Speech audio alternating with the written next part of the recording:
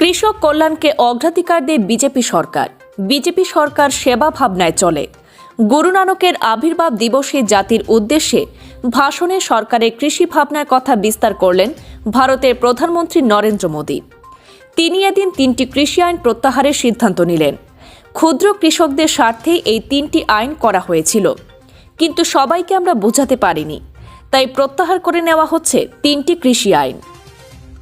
কৃষি আইন প্রত্যাহারের সিদ্ধান্ত মোদী সরকারের।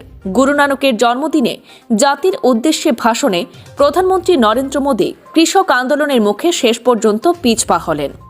3টি কৃষি আইন প্রত্যাহারের সিদ্ধান্ত নিলেন তিনি।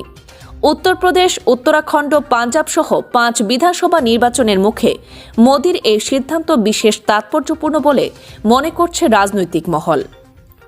গুরু নানকের আবির্ভাব দিবসে জাতির উদ্দেশ্যে ভাষণে প্রধানমন্ত্রী নরেন্দ্র মোদী বলেন, 1.5 বছর পর কর্তারপুর করিডোর খুলেছে।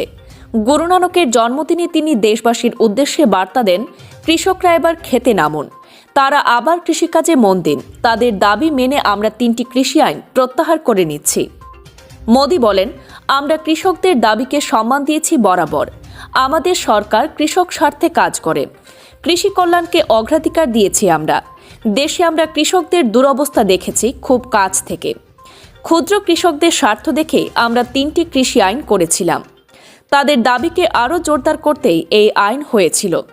এই আইনকে স্বাগত জানিয়েছিলেন দেশের বহু কৃষক, কিন্তু কৃষক দলে একাংশকে আমরা বোঝাতে পারিনি। তাই তাদের আন্দোলনকে সম্মান দিয়ে আমরা কৃষি আইন প্রত্যাহার করে নিচ্ছি। মোদী বলেন, কৃষকরা মরণপণ লড়াই করছে 1 বছরেরও বেশি সময় ধরে। কৃষি আইন প্রত্যাহারের দাবিতে তারা বছরাতি কাল আন্দোলন চালিয়ে গিয়েছে। তারা আন্দোলন থেকে সরেননি। বহু কৃষকের মৃত্যু হয়েছে, তবু তারা নমনীয় হয়নি। সেই লাগাতার আন্দোলনের মুখে শেষমেশ কেন্দ্রের বিজেপি সরকার কৃষি আইন প্রত্যাহার করতে বাধ্য হল। প্রধানমন্ত্রী নরেন্দ্র মোদী বলেন, আমরা ক্ষুদ্র কৃষকের স্বার্থ দেখেছি সবার আগে। তাদের জন্য বিভিন্ন বীমার সুবিধা দিয়েছি। প্রধানমন্ত্রী কৃষি সম্মাননা যোজনা থেকে শুরু করে ফসল বীমা দিয়েছি। ক্ষুদ্র কৃষকদের স্বার্থে সরাসরি তাদের অ্যাকাউন্টে 1,62,000 কোটি টাকা দিয়েছে তাদের সরকার। 1000 মান্ডি গড়ে দেওয়া হয়েছে দেশ জুড়ে। এবারও কৃষকদের আন্দোলনকে সম্মান দিয়ে কৃষি আইন প্রত্যাহার করে কৃষকদের পাশে থাকার বার্তা দিয়েছেন তিনি। आज देव दीपावली का पावन पर्व है।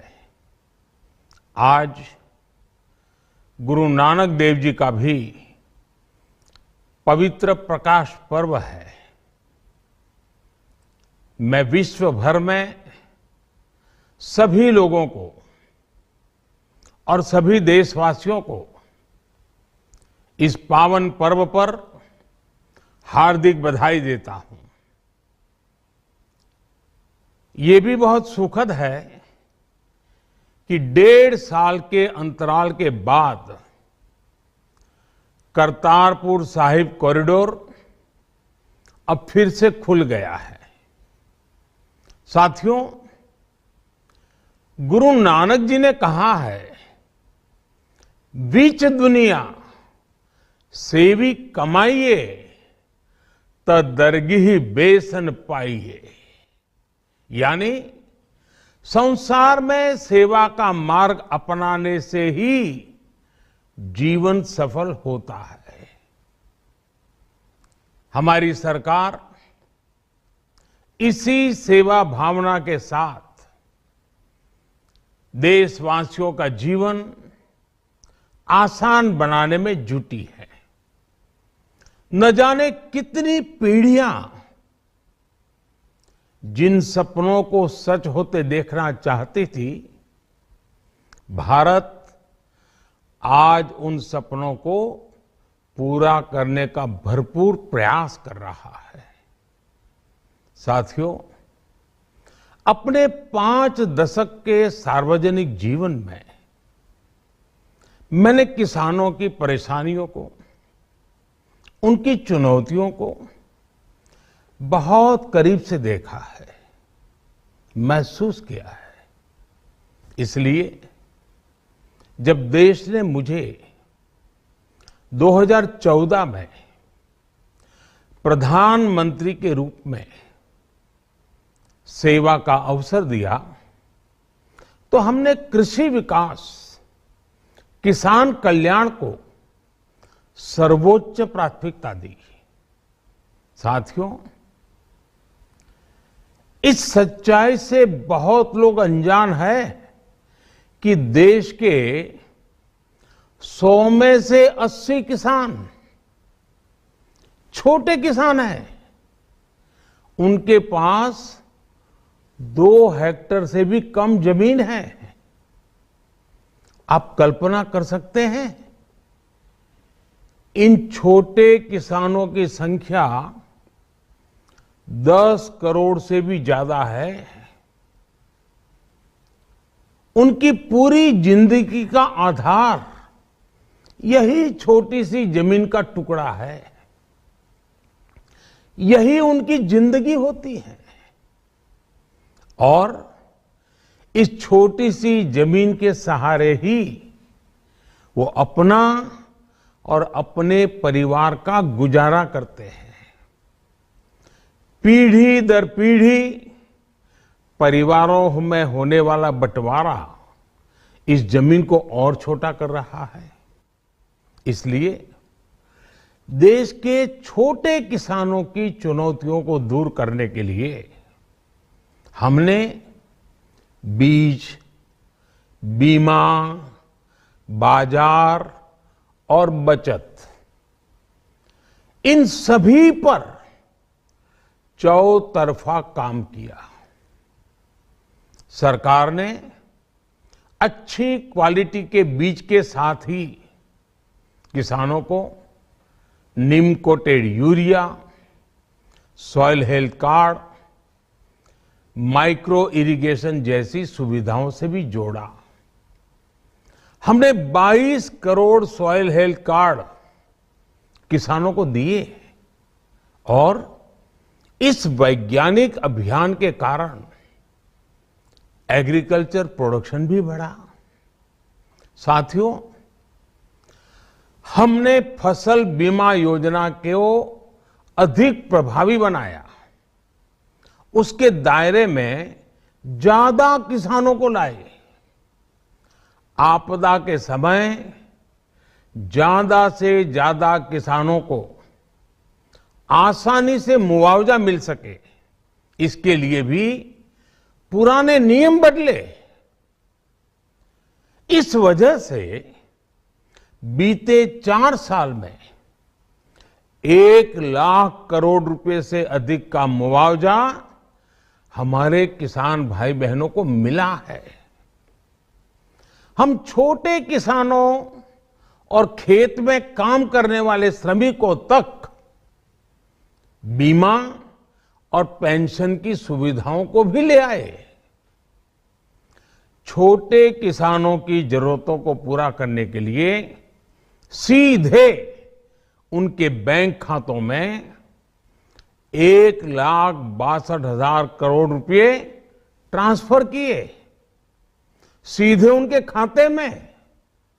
साथियों, किसानों को उनकी मेहनत के बदले उपज की सही कीमत मिले, इसके लिए भी अनेक कदम उठाए गए। देश ने अपने रूरल मार्केट इंफ्रास्ट्रक्चर को मजबूत किया। हमने एमएसपी तो बढ़ाई है, साथ ही साथ रिकॉर्ड सरकारी खरीद केंद्र भी बनाए। हमारी सरकार द्वारा की गई उपज की खरीद ने पिछले कई दशकों के रिकॉर्ड तोड़ दिए हैं। देश की 1000 से ज्यादा मंडियों को ई नाम योजना से जोड़कर हमने किसानों को कहीं पर भी अपनी उपज बेचने का एक प्लेटफॉर्म दिया। और इसके साथ ही देश भर की कृषि मंडियों के आधुनिकीकरण पर भी हमने करोड़ों रुपए खर्च किए। साथियों, आज केंद्र सरकार का कृषि बजट पहले के मुकाबले 5 गुना बढ़ गया है। हर वर्ष 1.25 करोड़ रुपए से अधिक कृषि पर खर्च किए जा रहे हैं। 1 लाख करोड़ रुपए के एग्रीकल्चर इंफ्रास्ट्रक्चर फंड के माध्यम से गांव और खेत के नजदीक भंडारण, इसकी व्यवस्था, कृषि उपकरण जैसी अनेक सुविधाओं का विस्तार, ये सारी बातें तेजी से हो रही है। छोटे किसानों की ताकत बढ़ाने के लिए 10,000 एफपीओ किसान उत्पादक संगठन बनाने का अभियान भी जारी है। इस पर भी करीब 7,000 करोड़ रुपए खर्च किए जा रहे हैं। माइक्रो इरिगेशन फंड के आवंटन को भी 2 गुना करके 10,000 करोड़ रुपए कर दिया गया है। हमने क्रॉप लोन भी 2 गुना कर दिया, तो इस वर्ष 16 लाख करोड़ रुपए हो जाएगा। अब पशुपालकों को मछली पालन से जुड़े हमारे किसानों को भी किसान क्रेडिट कार्ड का लाभ मिलना शुरू हो गया है। यानी हमारी सरकार किसानों के हित में हर संभव कदम उठा रही है, लगातार एक के बाद एक नए कदम उठाती जा रही है। किसानों की आर्थिक स्थिति सुधरे, उनकी सामाजिक स्थिति मजबूत हो, इसके लिए पूरी ईमानदारी से काम कर रही है। साथियों, किसानों की स्थिति को सुधारने की इसी महाअभियान में देश में 3 कृषि कानून लाए गए थे। मकसद ये था कि देश के किसानों को, खासकर छोटे किसानों को और ताकत मिले, उन्हें अपनी उपज की सही कीमत और उपज बेचने के लिए ज्यादा से ज्यादा विकल्प मिले।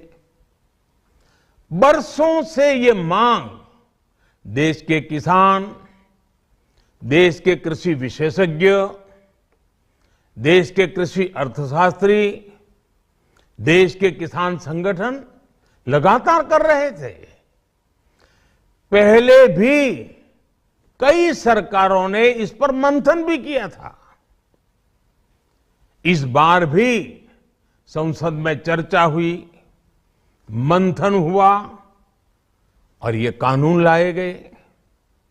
देश के कोने कोने में कोटि कोटि किसानों ने, अनेक किसान संगठनों ने इसका स्वागत किया, समर्थन किया। मैं आज उन सभी का बहुत बहुत आभारी हूं, धन्यवाद करना चाहता हूं। साथियों, हमारी सरकार किसानों के कल्याण के लिए, खासकर छोटे किसानों के कल्याण के लिए, देश के कृषि जगत के हित में, देश के हित में, गांव गरीब के उज्जवल भविष्य के लिए पूरी सत्यनिष्ठा से, किसानों के प्रति पूर्ण समर्पण भाव से, नेक नियत से ये कानून लेकर आई थी। लेकिन इतनी पवित्र बात, पूर्ण रूप से शुद्ध किसानों के हित की बात, हम अपने प्रयासों के बावजूद कुछ किसानों को समझा नहीं पाए। भले ही किसानों का एक वर्ग ही विरोध कर रहा था, लेकिन फिर भी ये हमारे लिए महत्वपूर्ण था। कृषि अर्थशास्त्रियों ने, वैज्ञानिकों ने, प्रगतिशील किसानों ने भी उन्हें कृषि कानूनों के महत्व को समझाने का भरपूर प्रयास भी किया। हम पूरी विनम्रता से खुले मन से उन्हें समझाते रहे। अनेक माध्यमों से व्यक्तिगत और सामूहिक बातचीत भी लगातार होती रही। हमने किसानों की बातों को, उनके तर्क को समझने में भी कोई कोर कसर बाकी नहीं छोड़ी। कानून के जिन प्रावधानों पर उन्हें ऐतराज था, सरकार उन्हें बदलने के लिए भी तैयार हो गई। 2 साल तक हमने इन कानूनों को सस्पेंड करने का भी प्रस्ताव दिया। इसी दौरान ये विषय माननीय सर्वोच्च न्यायालय के पास भी चला गया। ये सारी बातें देश के सामने है, इसलिए मैं इनके अधिक विस्तार में नहीं जाऊंगा। साथियों, मैं आज देशवासियों से क्षमा मांगते हुए सच्चे मन से और पवित्र हृदय से कहना चाहता हूं कि शायद हमारी तपस्या में ही कोई कमी रही होगी, जिसके कारण दिए के प्रकाश जैसा सत्य कुछ किसान भाइयों को हम समझा नहीं पाए। आज गुरु नानक देव जी का पवित्र प्रकाश पर्व है। ये समय किसी को भी दोष देने का नहीं है। आज मैं आपको, पूरे देश को ये बताने आया हूं कि हमने 3 कृषि कानूनों को वापस लेने का, रिपील करने का निर्णय लिया है। इस महीने के अंत में शुरू होने जा रहे संसद सत्र में, इसी महीने में, हम 3 कृषि कानूनों को रिपील करने की संवैधानिक प्रक्रिया को पूरा कर देंगे। साथियों, मैं आज अपने सभी आंदोलनरत किसान साथियों से आग्रह कर रहा हूं, आज गुरु पर्व का पवित्र दिन है। अब आप अपने अपने घर लौटे, अपने खेत में लौटे, अपने परिवार के बीच लौटे। आइए एक नई शुरुआत करते हैं, नए सिरे से आगे बढ़ते हैं। साथियों, आज ही सरकार ने कृषि क्षेत्र से जुड़ा एक और अहम फैसला लिया है। 0 बजट खेती यानी प्राकृतिक खेती को बढ़ावा देने के लिए, देश की बदलती आवश्यकताओं को ध्यान में रखकर क्रॉप पैटर्न को वैज्ञानिक तरीके से बदलने के लिए एमएसपी को और अधिक प्रभावी और पारदर्शी बनाने के लिए, ऐसे सभी विषयों पर भविष्य को ध्यान में रखते हुए निर्णय लेने के लिए एक कमेटी का गठन किया जाएगा। इस कमेटी में केंद्र सरकार, राज्य सरकारों के प्रतिनिधि होंगे, किसान होंगे, कृषि वैज्ञानिक होंगे, कृषि अर्थशास्त्री होंगे। साथियों, हमारी सरकार किसानों के हित में काम करती रही है और आगे भी करती रहेगी। मैं गुरु गोविंद सिंह जी की भावना में अपनी बात समाप्त करूंगा। देहि शिवावर मोहे इहे,